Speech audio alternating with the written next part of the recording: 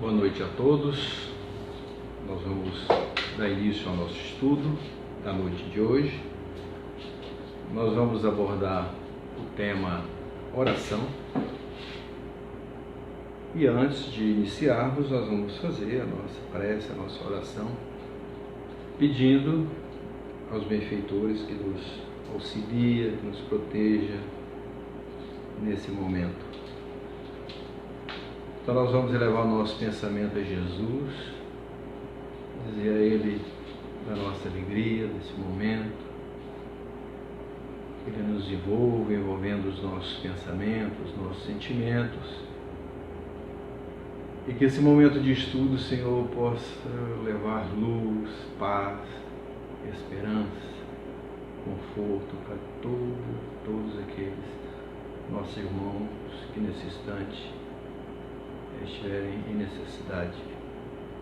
Os proteja, Mestre, ampare a todos, assim seja. Nós vamos abordar então o tema oração. E iniciando, é importante dizer que os espíritos superiores, eles nos esclarecem que a prece é um ato de adoração. Então nós vamos aqui no Livro dos Espíritos, na questão 649, para a gente entender um pouquinho o que é adoração. Kardec procura aos espíritos em que consiste a adoração. E os espíritos respondem na elevação do pensamento a Deus. Pela adoração, o homem aproxima sua alma de Deus. Kardec ainda, na questão 659, ele pergunta aos espíritos: qual o caráter geral da prece? E aqui, de novo, os espíritos respondem: a prece é um ato de adoração. Portanto, consiste na elevação do nosso pensamento a Deus, né? Buscar a presença de Deus através do pensamento. Nós sabemos que o pensamento possui forças que a gente ainda não conseguiu entender a dimensão. E pela oração, pela adoração, o homem aproxima sua alma de Deus. E Kardec ainda continua na mesma pergunta: orar a Deus é pensar nele. Então, como é que a gente faz para pensar em Deus? A gente tem o hábito de ver Deus tão distante, né? Mas a gente tem que entender que a presença de Deus é constante em nossas vidas. Pensar em Deus é ver a dimensão da natureza, a grandeza da natureza, a obra divina que Deus fez, entender a nossa relação com Deus como filho, e buscar a presença de Deus, né, em nossas vidas. Então, pensar em Deus é a gente sair da limitação humana e procurar buscar nele a sua proteção, entender a sua vontade em relação a todos nós. E mais do que isso, pensar em Deus é a gente entender a nossa natureza. Nós somos seres espirituais, né? Que nós somos espíritos eternos, que não morremos nunca, né? Que a nossa verdadeira pátria é a pátria espiritual, é o mundo dos espíritos. Ele aí continua ainda: é aproximar-se dele. O Espírito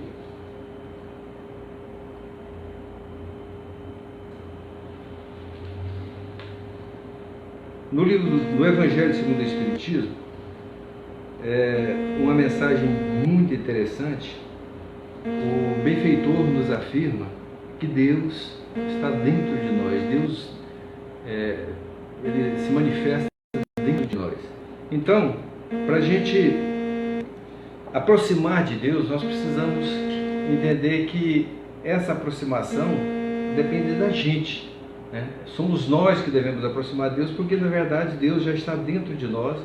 Ele comunica através dos nossos olhos, da nossa boca.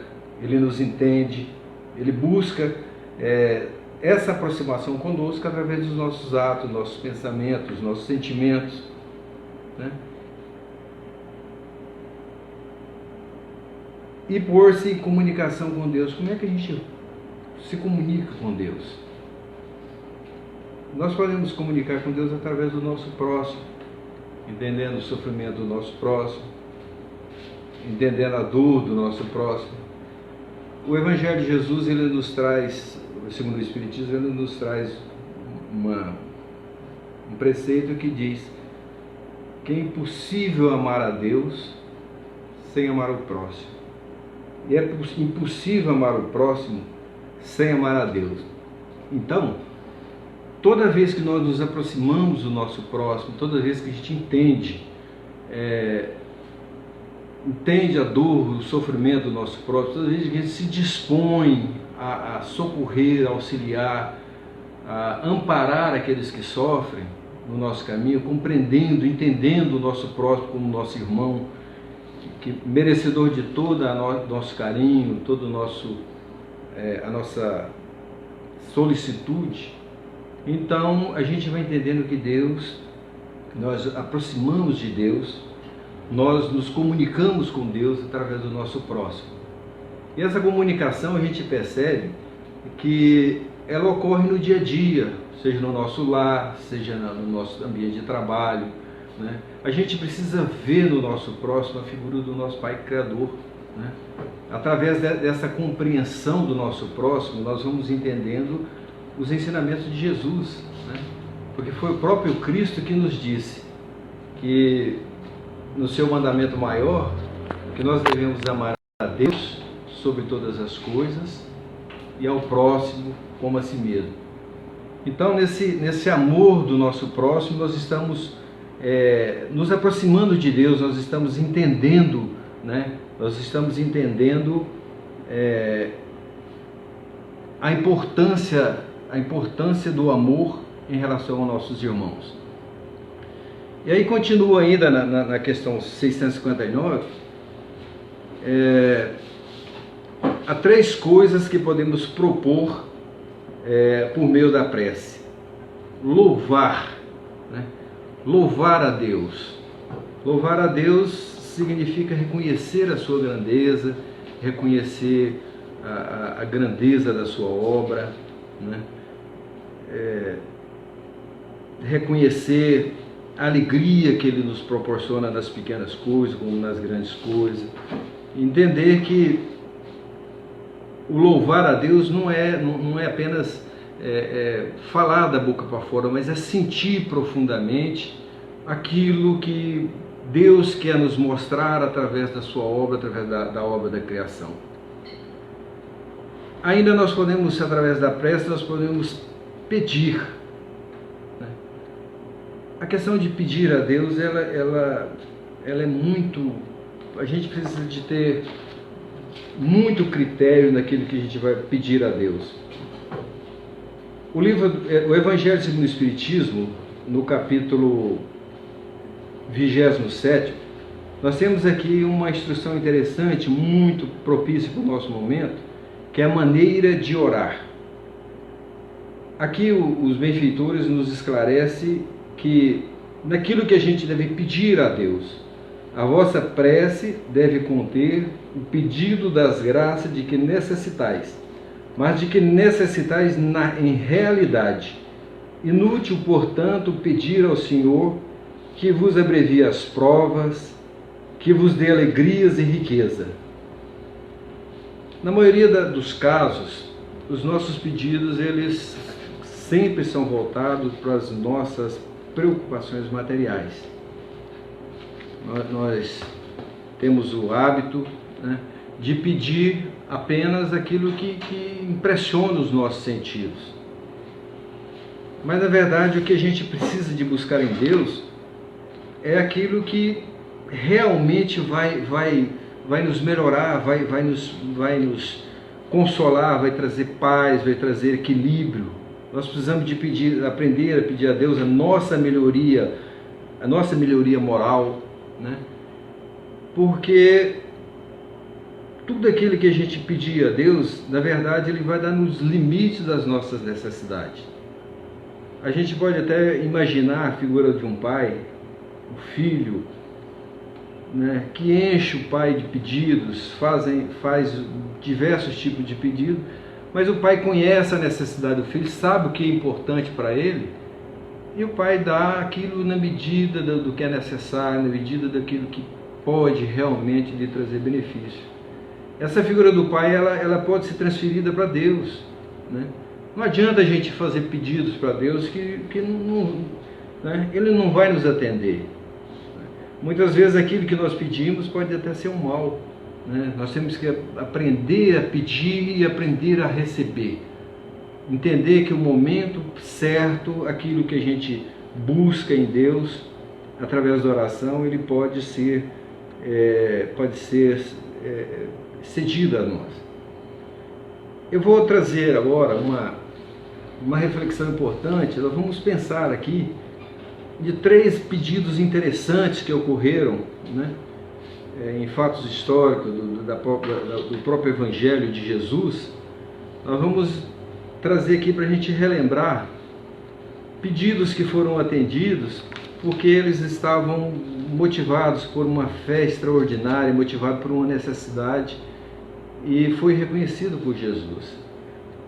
O primeiro pedido interessante está no Evangelho de Marcos, no capítulo 5, no versículo 24 e 34, é aquela história da mulher do fluxo de sangue.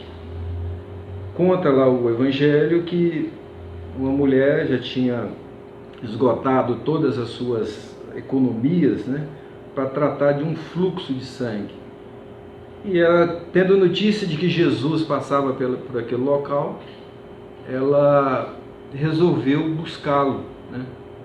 E Jesus vinha ali na multidão, né, que o cercava sempre, e a mulher tentou aproximar de Jesus para tocar nas suas vestes. Porém, ela não conseguiu, ou se conseguiu, né, foi muito rápido. Mas acontece que Jesus parou de repente e disse: alguém me tocou. E os discípulos: Senhor, mas todos te tocam? Ele falou: não, alguém me tocou. E aquele que me toca, de mim sairá virtudes.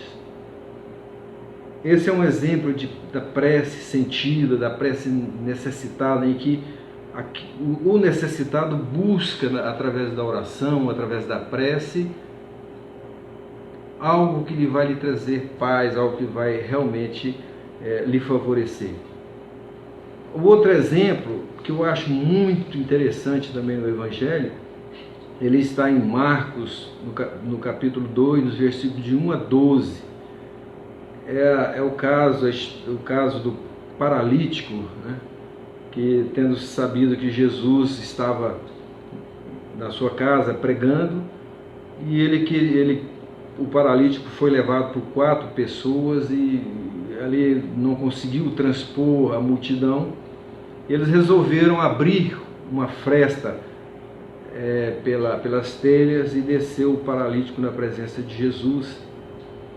E ali o mestre disse para ele que ele tinha perdoado os pecados e ordenou que ele pegasse a sua cama e seguisse para sua casa. Essa história ela é muito significativa porque mostra para a gente o valor, né, e a força que tem a oração. E o sentido da nossa fé, o sentido daquilo que a gente está buscando realmente.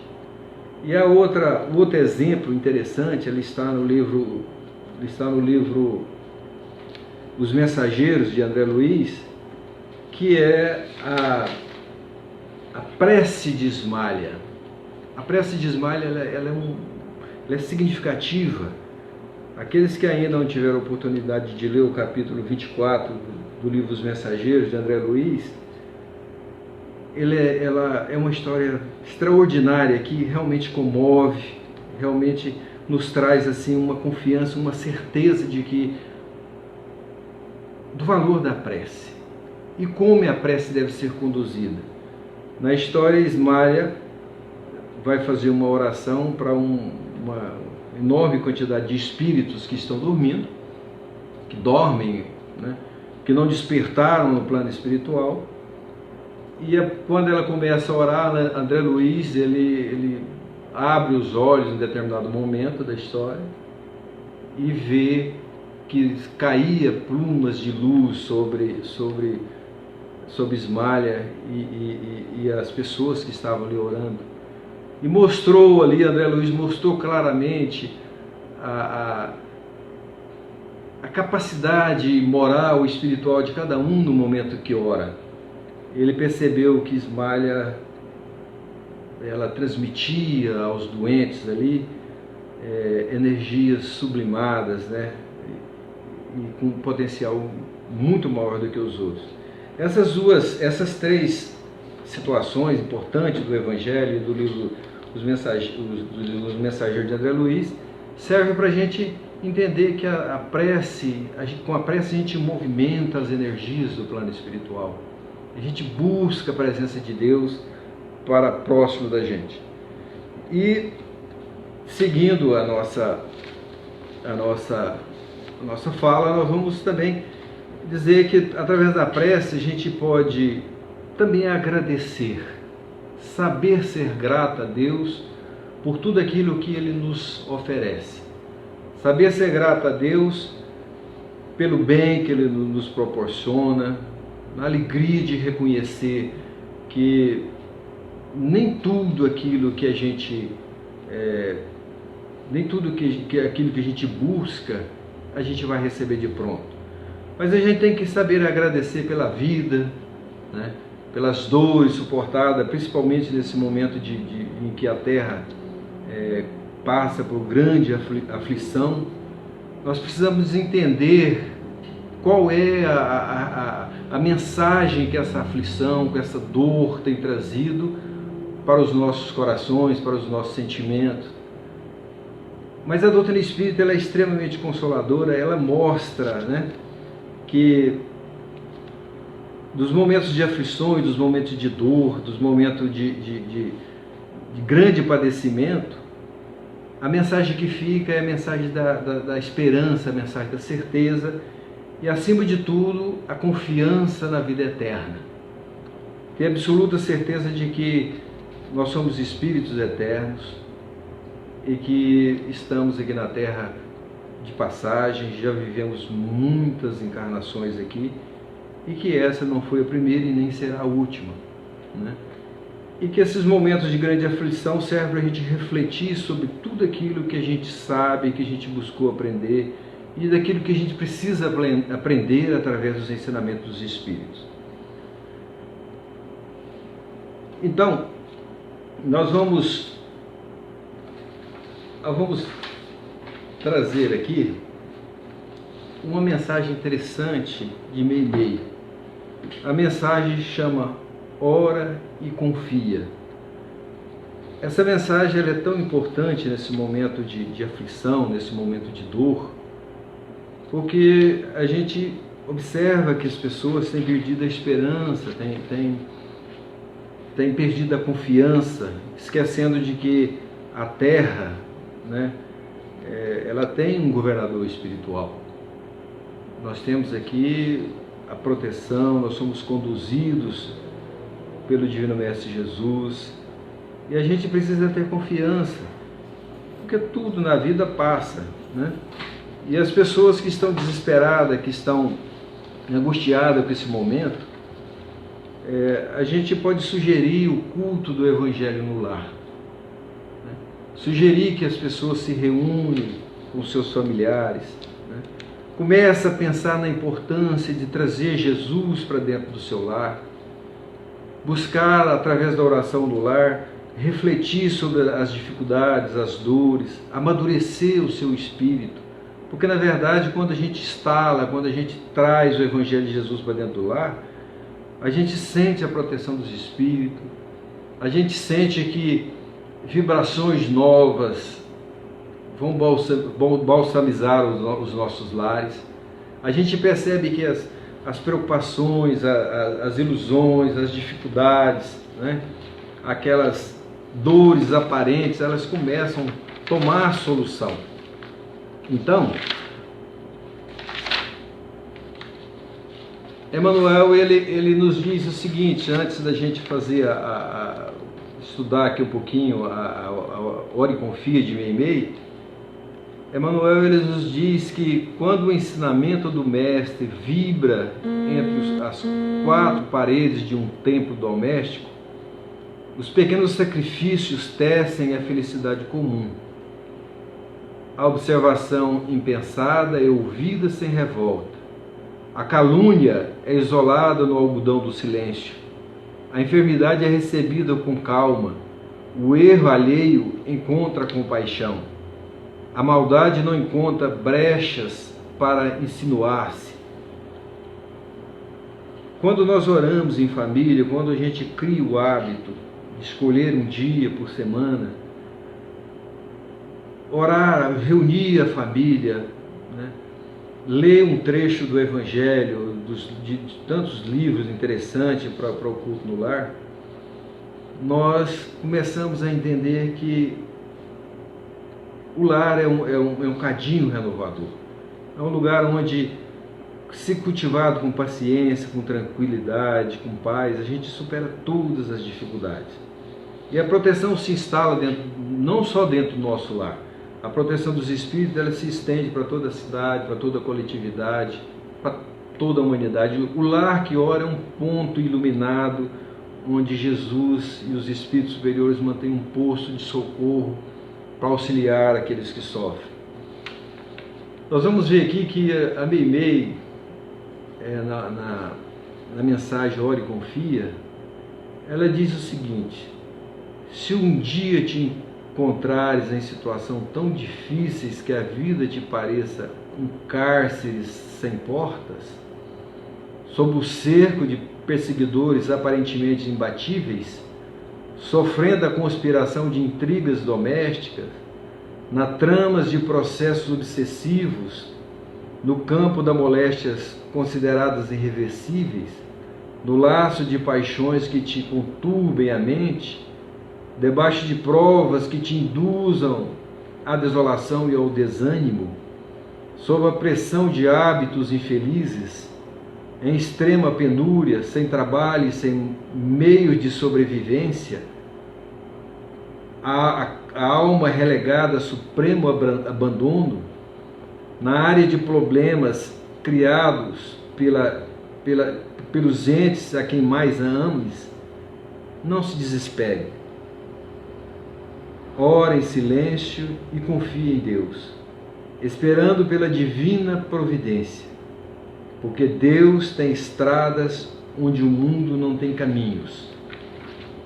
E é por isso que a tempestade pode rugir à noite, mas não existe forças na terra que impeçam a cada dia a chegada do novo amanhecer. A gente observa que nós estamos hoje sofrendo muitas dificuldades, muitas dores, machucando o coração das pessoas, sofrendo com uma pandemia, os lares ainda preocupados, falecimento de nossos entes queridos, muitas pessoas em grande padecimento, inseguro quanto ao futuro. Não tem outra solução senão a gente manter a calma, manter a paz, tentar entender que nós não estamos aqui sozinhos, né? Tentar entender que a bondade de Deus, ela impera em tudo. Tudo o que acontece nesse momento está sob o comando sublime de Jesus. Se permitiu a dor, se permitiu as dificuldades, se ainda estamos envolvidos em tantas dificuldades, em tantas dores, em consequência dessa doença, que maltrata os corações, que isolam as famílias, que trazem dores, nós devemos pensar um pouquinho, né? Meditar sobre a importância da gente unir nossos lares, manter a confiança em Deus, né? E entender que a Divina Providência ela está presente em todos os momentos da nossa vida. Se nós tivermos calma, paciência, se nós começarmos a entender e agradecer a Deus pelas dificuldades, agradecer a Deus pelo momento de dor que nós estamos vivenciando, muita certeza, tudo isso vai passar e amanhã será um novo dia. E aqui a gente volta a ler aqui, quando a Meimei, ela faz a conclusão dos seus ensinos aqui. Ora em silêncio e confie em Deus, esperando pela divina providência, porque Deus tem estrada onde o mundo não tem caminhos. E é por isso que a tempestade pode rugir à noite, mas não existe forças na terra que impeçam cada dia a chegada do novo amanhecer. Prezados irmãos, a oração é a nossa fortaleza. Orar é nos entregarmos a Deus, é confiarmos em Deus, é estabelecer a nossa ligação com o nosso Pai Criador. Jesus, o Divino Amigo, ele veio nos trazer os ensinamentos de vida eterna. Jesus é o Evangelho vivo de Deus. E como Evangelho vivo de Deus, ele mantinha um pensamento uníssono com o nosso Criador. E um dos objetivos do Cristo foi exatamente nos ensinar a aproximar de Deus através da oração. A oração ela nos traz alegria, a oração ela nos traz paz. E a nossa maneira, aquilo que o Espiritismo ensina, a nossa maneira de orar, o Espiritismo nos ensina que a nossa oração ela deve iniciar ao despertar. E o trabalho do dia a dia, a nossa obrigação do dia a dia, ela tem que ser realizada com um sentimento de paz, de amor, sempre procurando compreender o sofrimento dos outros, né? Então, todo instante é momento de nós estarmos ligados a Deus através da oração, mantendo o nosso pensamento sempre confiante, certo de que tudo vai passar. A dor vai passar, o tempo passa, né? E com isso nós vamos entendendo que a oração ela melhora cada um de nós, fortalecendo o nosso espírito, fortalecendo aquilo que nós estamos construindo aqui na Terra, porque através do nosso esforço, através da nossa luta do dia a dia, nós estamos construindo a nossa imortalidade. Nós viemos aqui para realizar um trabalho, nós estamos aqui para construir essa imortalidade. E se nós buscarmos através da oração, na confiança, realizando a nossa tarefa com amor, com dedicação, certamente nós vamos vencer todas as dores, nós vamos vencer todas as dificuldades. E amanhã, quando nós olharmos a nossa história, quando a gente tiver a oportunidade de rever tudo aquilo que nós realizamos aqui, a gente vai entender que o momento de maior conquista foi aquele em que a gente estava ligado através da oração ao nosso Pai Criador. Desejamos a todos muita paz e nós vamos fazer a nossa prece final. Divino Mestre Jesus, agradecemos, Senhor, por esse momento. Queremos pedir ao Senhor que leve esse momento de oração semelhante, Senhor, ao culto no lar que o Senhor fazia nos tempos idos na casa de Simão Pedro. Que o Senhor possa levar as nossas preces, o nosso sentimento de esperança, de paz a toda a humanidade sofredora. Que Jesus, nosso Mestre, ampara, proteja todos os nossos irmãos. A nossa gratidão por esse momento, Senhor. Paz para todos. Obrigado pela paciência. Assim seja.